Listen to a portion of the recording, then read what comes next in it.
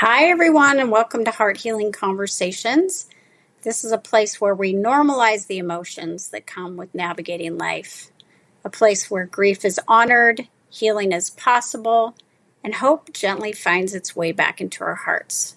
Whether today finds you carrying grief, searching for hope, or simply needing a quiet moment to breathe, we're honored you're here. And today, Jana and I are going to talk about one of the myths when it comes to grief. And this one is really important because it's something that pretty much most of us do, and that's keep busy. And so we're going to have a little conversation about that and how it shows up in our life. So, Jana, do you want to start this one off? Sure.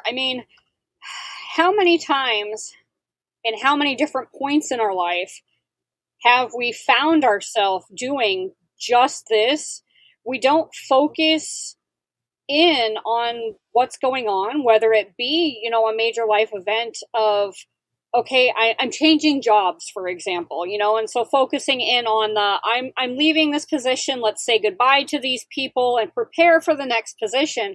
We let our mind get too overwhelmed with, well, I'm leaving, so I need to clean this, and I need to plan out what my office is going to look like in my next location, and I need to plan, if you're moving across states, oh, we got to buy, packers and buy boxes, and how are we going to fit it all into a U-Haul? And your mind's just going a mile a minute, overthinking all of the details instead of being in that present moment and working through the task at hand, which would be, changing jobs. How am I going to feel about leaving these people if I've worked here for 15 years? That's some emotional grief to go through. You're going to have a whole new set of grief when you start on the new job where, hey, new people, new experiences, new town even. Often, I found myself doing this even the last few days where I'm trying to slow down and focus on being more in the moment, but my mind won't allow me to. It tells me, no, you need to keep busy. You have, this child needs this child needs this, the husband needs this done, dinner still has to be made. And instead of quieting that outward noise and saying, no, I'm just going to focus on this and something that brings me joy right now, look at the small things I can handle, we let our minds just run absolutely wild. Mm-hmm. Yeah, I agree. And so many of us were taught early on in life is that, when something comes up, maybe that causes us pain or that we don't like, well, just keep moving forward, keep Yep. busy, and you'll feel better. But the problem is we don't feel better because we don't give ourselves time to process whatever feelings, emotions are coming up because we exhaust ourselves. It's like people who work all day long. They go to the gym in the morning, the gym in the evening, and they come home, they eat dinner, and then they just go to bed. Like they've left themselves no time to process. And even if you're not going through a difficult time in your life, there's something you're struggling with, we still need time to just breathe. We need time to be able to sit, to center, to process our day. And when we keep ourselves so busy running from one thing to another, we don't have that space. And so what happens is eventually we burn out. Eventually all those feelings come up that we never processed, and it leads to other problems in our life. So, it's really important to take a look at this. I mean, I have found myself this past week as well, like, okay, what I need to slow down. There's some things that are coming up. There's a lot of astrological things right now. And I just noticed some feelings coming up. And so, because I teach this all the time, I need to remind myself as well. I want to remind myself that it's time to pause. And so I made a conscious choice this week that when I get up, I'm going to go for a walk or spend 30 minutes drinking my tea or snuggling with my dog, whatever, before I get on my phone. Because what happens when we get on our phones? We are thinking about hundreds of things. Oh, look at this post. Look at this email. Oh, I need to deal with this. And we distract from what we need as individuals. And so I'm really trying to be more mindful this week about that and develop a new practice because, I fall into this as easy as anybody else, keeping busy. But what am I avoiding when I'm keeping busy? Oh, That's what we need to ask ourselves. absolutely. That's a great question. I have seen this multiple times with many clients, actually. That's the number one thing they say is, but I can't deal with the silence. I can't slow down. Mm-hmm. I can't stop because then I'm in my own head and I'm overthinking, you know, what's wrong with me? How many things have I done wrong? Or, just all of the emotions that I'm not ready to deal with. And it's so Mm-hmm. important to have that downtime and befriend ourselves in those times so that we aren't scared to be in the silence. It's a hard place to get to where you can befriend yourself and talk yourself down out of a lot of those feelings. But I think it Right. does kind of go to prioritizing what is most important to you as a person. Like even me as a mom, like I said, oh, well, the kid needs this and this kid needs this. Well, yes, but is it life or death? Is it a priority in this moment? No. Mm-hmm. They're healthy, they're happy, they're fed. If it's something they need, they can wait. It'll be okay. I can prioritize that, mom needs 5 minutes to sit down and drink a cup of tea or something just to get my head back into the, what? We're here, we're healthy, we're happy, we're safe. All is good in this moment. And sometimes, Mm-hmm. well, most of the time, we don't allow ourselves that. It's like we're pushed in the world that we live in to keep going at Mm-hmm. 90 miles an hour when our bodies are telling us otherwise. I mean, this is why so many people are struggling with illnesses too, is our nervous systems are just tired of being on edge all the time. We got to find some sort of a relief. We can't just keep doing, doing, Mm-hmm. doing. Yeah, I agree. So yesterday I had a gift card somebody had given me for Mother's Day to a spa. So I decided to treat myself and go get a facial. And I picked up this little book that was in the lobby and I read a passage about rest. And it was talking about animals. When animals are wounded in any way, they rest. They lay in silence and they allow themselves to heal. But us as humans, unless we are so sick we cannot go to work or take care of our families, we are constantly doing. And that doesn't allow us to heal. And I'm not just talking about physically healing, I'm talking about emotional too, because emotional pain is in its own way just as bad as physical pain. We need to allow ourselves to go through a process to navigate our emotions, navigate our emotional pain, and let it heal. Because we can't just keep doing,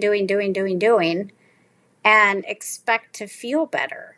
We need to be quiet, be in silence, be emotionally honest, and, accept that that's okay. Know that that is a normal phase of life, is to go through these situations and allow ourselves that space. But most of us don't. It's like we fill every second of the day, and then we find ourselves asking, why is my schedule so busy? Why can't I just breathe? Well, it's because we haven't created that room in our schedule to honor our own needs. We've put everybody and everything ahead of ourselves. Yeah. Unfortunately, too, I mean, I know I've had, again, several clients where it becomes so ingrained in us that even if we are sick or our kids are sick, for example, we're not supposed to miss work. Like, I don't care. Are you dying? Do you have a fever? Get in here. Your kid's sick? Well, leave them with somebody else. Find somebody that'll take care of them. Get in here. Right. So everybody is fighting against us to take time for ourselves. And then on a personal level, it's like, okay, well, but if I miss this day of work, what bills aren't going to get paid? I'm not going to have the income. There's just such a downward spiral.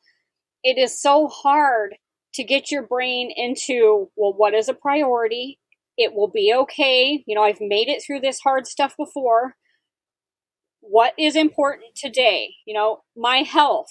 Ultimately, it always is coming down to, am I alive and well today? Because especially in grieving instances, I've talked with many people, that have lost loved ones, and that's one of the hardest things that they have to deal with is all the, well, I should have done this differently. I should have taken the extra time to care for myself, and then maybe I wouldn't be so sick today.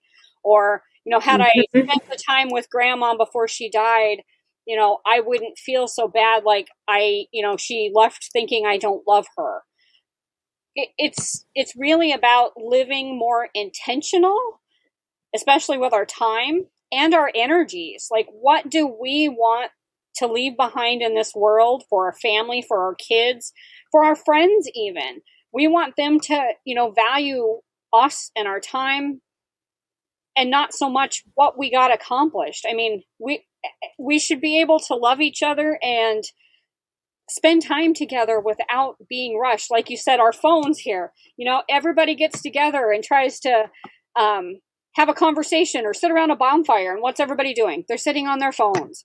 I think we need to get more active or intentional, like I said, about putting it down, walking away, and breathing. It's okay to be in the moment. It's okay to be without 500 people waiting for you and your needs. Like, what is truly important? You are. Stop rushing. Stop hurrying. Take 5 minutes to breathe. Yeah, I agree. And I think that many people believe that if they take the time to pause or they need that time, that that's a weakness. It is. When in truth, it takes more strength to stop and pause and create space for you than it does to keep busy. Yeah. It's exhausting to keep busy, but by keeping busy, we're ignoring a lot of things inside of us, in our heart that maybe we need to process. We need to feel, because if we don't feel, we're not going to heal. Yep. And it's time that we all give ourselves that permission, because nobody else is going to give it to us. Like, someone can say, well, you need to take time for yourself, but we also have to be willing to do that. We have to be willing to set other things aside. And we have to be willing to set boundaries and let other people down, because we're often the ones that are like that lighthouse, shining light for everyone and everything, but forgetting ourselves. I love to ask people, so on your list of people that you love, where are you? And most people are like, well, I don't put myself on that list. And I ask, well, why don't you? Because do you understand that you're the most important person in your life? If you don't care for yourself, how can you be there for anybody else? If you are no longer here on this earth, imagine how many lives are going to be affected. But I don't think we look at ourselves like that. We don't put ourselves in that number one place. I mean, I teach this, and it's still hard for me sometimes to think, okay, I just need to rest today. I'm really tired, or I need to allow myself to feel today. I need to put off some other things. They're not a priority. I can wait till tomorrow. It's not easy. So I'm definitely not saying to anyone that, I want you to feel bad because you keep busy all the time, or you're having a hard time looking at yourself as a priority, because this is how we've been taught in society, is to put ourselves last. We've been taught that self-care is selfish, and it's not, because if we're going to be able to care for those we love, we have to put ourselves first. We can't pour from an empty cup. Yeah, and I think it's also important, if we learn the ability to slow down and take care of ourselves, again, what are we helping to teach other people? We're showing everybody else it's also okay to slow down. Like, hey, let's go have a cup of tea, no phones, just sit and hold a conversation. Like, we don't have any of that anymore. And so, especially passing that on to our kids so that they understand that they don't have to be on a device all the time, someone telling them, what to do, how to do it. Like, it's so important to take that time and just be. I think a lot of people also don't take time for things that they used to find joy in, even back in childhood. We think about, what did we used to do? We used to, not even necessarily call a friend. We just go over and knock on the door. Hey, let's go out and play. And take some time and go enjoy company of somebody else and play. It's okay for us to get out and play. We do need sunshine. We do need fresh air. We need to hear the trees and the birds and make ourselves feel like we have some other purpose here other than just working ourselves to death. Mm-hmm. Yeah, I agree. It's just really important to, sit back and think. If you're feeling overwhelmed, what is going on? Why are you keeping yourself so busy? I understand there's times in our lives where there's a crisis going on. We have a lot of events, and that makes it really difficult to take time for ourselves. But we can always find a few minutes. We can find 15 minutes, 30 minutes, whatever, even in the craziest of times. I always remind people of that. And so why are we not? What are we avoiding? We're avoiding ourselves. We're avoiding our emotions. But by doing that, we aren't creating the type of life we want. We're not going to be able to create the type of relationships we want. We're going to struggle. We need to give that to ourselves, that time. I think another one of those words of wisdom that I like to share is, when you're feeling that overwhelmed, overworked, like the calendar's completely full, remember who holds the calendar, who puts the things on your calendar. You make the choices to make your life that crazy busy. Don't be afraid to pull a few things off of that calendar, and don't feel guilty for it either. Like, pull something off and say, you know what, this week, I just can't do that. I can go again next week, but not this week. And that's okay. Once you, again, learn to prioritize that time for yourself, it feels a lot better and less restrictive to have a little bit less on your calendar, where you have time to relax and just be. Yeah, I agree. Thank you for bringing that up, Jana. We invite everybody today to think about how you can prioritize your physical, emotional, mental, spiritual needs this week. What can you shift in your schedule to make yourself a priority? So we just wanted to share this today. We think it's a really important topic. If you want more support, please contact myself or Jana. You'll have all of our contact information in the show notes. Thank you for joining us this week on Heart Healing Conversations. If this episode spoke to your heart, we'd love for you to subscribe, share it with loved ones, leave a comment. And just a reminder, until next time, please be gentle with yourself. Keep healing one step at a time. And remember, you don't have to walk this journey alone. All right, until next week, take care, friends.